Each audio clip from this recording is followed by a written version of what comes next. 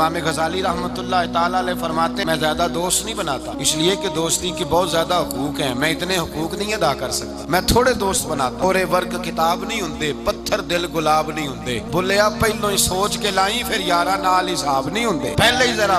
احتیاط کے ساتھ چل، بعد میں جب پارٹنر بنتے ہیں تو پھر کہتے ہیں میرے پیسے تیرے پیسے، اس وقت جب دوستی لگتی ہے تو پھر وارے نیارے ہوتے ہیں۔ اور چونکہ دوستی کی بنیاد اللہ رسول کی ذات نہیں ہوتی، ذاتی نفع ہوتے ہیں کہ اس سے میں نے فائدہ لینا ہے، پھر جب ٹوٹتی ہے بات زیادہ آگے تو چلتی نہیں، ٹوٹتی ہے، جب ٹوٹتی ہے تو پھر چائے کی پیالیوں کا بھی حساب ہونے لگ جاتا ہے۔ اس لیے کہ دوستی کی جو بنیاد ہوتی ہے نا، وہ بنیاد اخلاص پر مبنی نہیں ہوتی، خلوص پر یارانہ لگائیں، خلوص پر دوستانہ لگائیں، محبت کریں تو خلوص کے ساتھ۔ میرے مصطفیٰ کریم سید عالم صلی اللہ علیہ وسلم نے خلوص والی دوستی کا حکم دیا، کتنے پیارے لفظ ارشاد فرمایا میرا مومن تو وہ ہے کہ جو چیز اپنے لیے پسند کرتا ہے وہی اپنے بھائی کے لیے بھی پسند کرتا ہے، جو چیز اپنے لیے پسند کرے وہی شے اپنے بھائی کے لیے پسند کرے۔ خود نبی پاک صلی اللہ علیہ وسلم کا طریقہ تھا۔ امام غزالی نے احیاء العلوم کے اندر لکھا ہے کہ حضور گئے جنگل میں اور وہاں سے اللہ کے محبوب علیہ السلام کے ساتھ ایک صحابی تھے، حضور نے اپنے ہاتھوں سے مسواک کاٹی، 2 مسواکیں نبی پاک نے کاٹی درخت کے ساتھ، ٹیڑھی سیدھی تھی، کیا فرق ہوتا ہے، مسواک تو مسواک ہی ہوتی ہے، ٹیڑھی تھی ایک سیدھی تھی، لیکن دوستی کا جو تقاضا نبی پاک نے بیان فرمایا، اللہ کے رسول کے ساتھ جو صحابی تھے حضور نے انہیں سیدھی مسواک دی، اور خود جو تھوڑا سا بال تھا ٹیڑھی تھی حضور نے استعمال کی۔ وہ صحابی کہنے لگے یا رسول اللہ میں غلام ہوں آپ آقا ہیں، حضور میں امتی ہوں آپ نبی ہیں، محبوب یہ آپ رکھیں اور وہ مجھے دے دیں، غلام ہوں میں، غلامانہ انداز میں رہنا پسند کرتا۔ نبی پاک نے پتہ کیا فرمایا، دوستی اور صحبت کے حقوق ہوتے ہیں، دوستی اور صحبت کے، فرمایا چاہے کوئی ایک لمحہ کسی کے ساتھ رہے اس کا حق بنتا ہے، اور اللہ تبارک و تعالی قیامت کے دن دوستیوں اور صحبتوں کے بارے میں سوال کرے گا۔ تو فرمایا میں یہ چاہتا ہوں میں تیرے ساتھ بھلا نہ کروں، فقط تیرے ساتھ ہی بھلائی نہ کروں، میں اپنے رب کی بارگاہ میں بھی سرخرو ہو جاؤں، میں چاہتا ہوں سرخروئی ملے، اپنے دوست کا اچھا سوچنا، اس کا بھلا کرنا، اس کے لیے خیر کے جذبات رکھنا، اس سے پیار کرنا، اس کے لیے نرم رویہ۔ حضرت حذیفہ بن یمان رضی اللہ تعالیٰ عنہ کہتے ہیں نبی پاک نہا رہے تھے، غسل فرما رہے تھے، ایک کنویں میں بھی موجود تھا، اللہ کے محبوب کپڑوں سمیت غسل کرتے تو پھر بھی ایک آدمی کو کہتے کہ ذرا کپڑا لے کے پردہ کر کے کھڑا، کپڑے پہن کے غسل ہوتا تو پھر بھی اللہ کے رسول صلی اللہ علیہ وسلم پھر بھی نبی پاک پتہ کیا کرتے، ایک آدمی کو کپڑا دے کے کھڑا کرتے، فرماتے تان کے کھڑا ہو جا میں نے غسل کرنا۔ حالانکہ وجود پر کپڑے، ایک گرمیوں کا موسم آیا نا تو نوجوان لڑکے شارٹ کپڑے پہن کے پھرنے لگے، نوجوان گھر میں اماں جی بھی ہیں، بہنیں بھی ہیں، بیٹیاں بھی ہیں۔ احساس بڑی نعمت ہے، شعور چھ میسج لکھنے کا نام نہیں میرے بھائی، شعور یہ نہیں کہ آپ نے نت نیا فیشن اوڑھنا، شعور تو یہ ہے کہ اندر حیا کتنی ہے، اب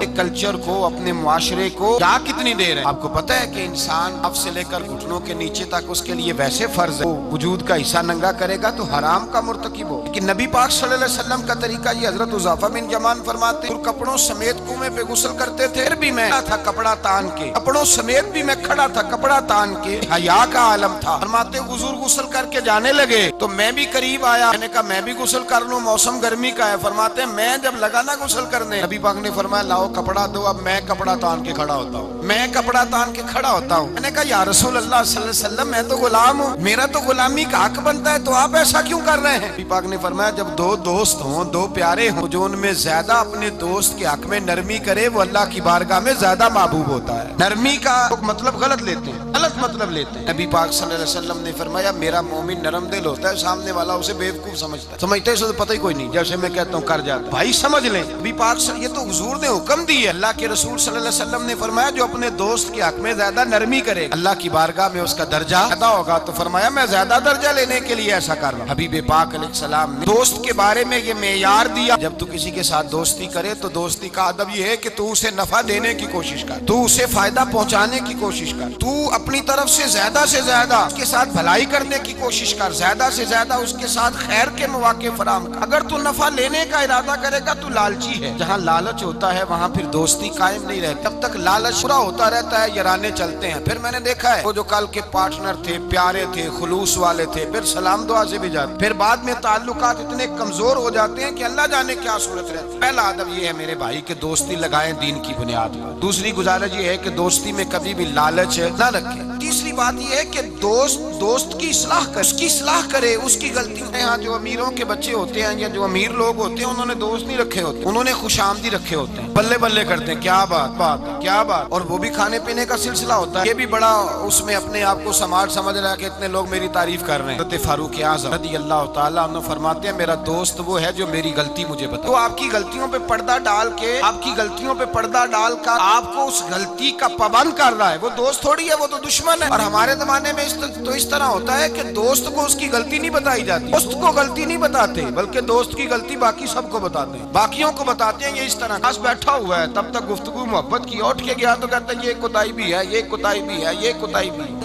مندی سجنا کولو او واری ہو جاندی، یار یاراں دا گلا نہیں کر دے اصل پریت جنہاں دی، یار یاراں دا گلا نہیں کر دے اصل پریت، وہ دوستی والے گلا نہیں کر، تو دوست کی غلطی کو اپنی غلطی جانتے، یہ یاد رکھ لے، سمجھ لے، یار دے نام دا ملے مینا نو چولی پا لئیے پنجے سٹیے نا، جے کر یار دے نام دی ملے سولی تے جھوٹا جھوٹ لئیے پیشا ہٹیے، پھر تو انسان کو بدلنا چاہیے اپنی طبیعت۔ فاروق اعظم رضی اللہ تعالیٰ عنہ فرماتے ہیں میرا دوست وہ ہے جو میری غلطی مجھے بتائے، جو میری اصلاح کرے، جو مجھے خبر کرے کہ بھائی یہاں تو بھول رہا، لوگوں کو بتاتے پھرنا کہ فلانی غلطی ہے، اس طرح کرتا ہے، اس طرح کرتا ہے، لیکن اس کی اصلاح نہ کرنا، اس کو بتلانا نہ، دوستی نہیں یہ دشمنی ہے۔ نبی کریم سید عالم صلی اللہ علیہ وسلم نے فرمایا دو دوست دو ہاتھوں کی طرح ہوتے ہیں، دو بھائی دو ہاتھوں کی طرح ہوتے ہیں۔ اور اس کا کیا مطلب کہ رسول نے فرمایا ایک ہاتھ کو اگر پانی کے نیچے کرو گے تو پانی تو بہہ جائے گا، ہاتھ صاف نہیں ہوگا۔ کیسے ہوگا؟ جب دوسرا ہاتھ اس کے ساتھ رگڑو گے، پھر دوسرے ہاتھ پر جب دوسرا ہاتھ رگڑو گے ملو گے تو دونوں صاف ہو جائیں گے۔ میں دو بھائی دوست دو ہاتھوں کی طرح ہوتے ہیں، اگر ایک پہ میل چڑھ جائے تو دوسرا آگے بڑھ کے اس کی صفائی کیا کرتا ہے، اگر پہلے میں غلطی پیدا ہو جائے تو دوسرا اٹھ کے اس کی اصلاح کرتا ہے۔ بھائی ہمارے گھر کا معاملہ ہے، اسے کور کرنا کو ہم نے کور کرنا ہے۔ غزالی رحمت اللہ علیہ نے لکھا ہے احیاء العلوم کے اندر، امام علیہ رحمہ فرماتے ہیں کہ دو دوست تھے بنی اسرائیل کے، غار پہ کٹھے عبادت کرتے تھے، کٹھے عبادت کرتے۔ ایک دوست گیا نیچے کھانا لینے، افطاری کا سامان لینے، ہاتھ میں پیسے پکڑے کا میں افطاری کا سامان لاتا ہوں۔ جب سامان لینے گیا تو وہاں ایک عورت نظر آئی، معاذ اللہ شیطان نے وسوسہ پیدا کیا تو اس بی بی کے پیچھے لگ گیا، اسی کے پیچھے جانے آنے لگا، اسی کا ہو گیا۔ اب اس نے انتظار کیا، کئی گھنٹے نہ آیا، معلومات کی تو پتہ چلا کہ وہ تو معاذ اللہ طوائف کے پیچھے ایک بری جگہ برے ٹھکانے پہنچ گیا۔ تو چاہیے تھا نا کونے میں بیٹھ کے اپنی تعریفیں کرتا، اس کی توہین کرتا، وہ تو ہے ہی اس طرح، جب تک میں تو بڑی مشکل سے سنبھالے ہوا تھا، کیا بتاؤں وہ تو پہلے ہی بڑا برا تھا، سارے جواب ہو سکتے تھے، صفائیاں ہو سکتی تھی۔